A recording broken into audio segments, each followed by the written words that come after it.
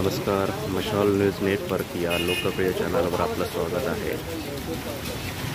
कालपासूनच पालघर शहरामध्ये पावसाला सुरुवात झालेली आहे आणि जो काही 8-10 दिवसापासून जो गरमीचा तडाखा नागरिकांना सहन करावा लागत होता त्यापासून आता सुटका झालेली आहे।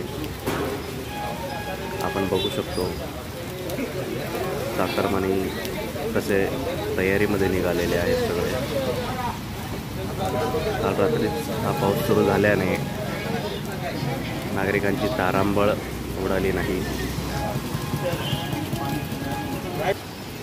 विजांच्या कडकडाटासह आणि मेघगर्जनेसह हा पाऊस पडतोय।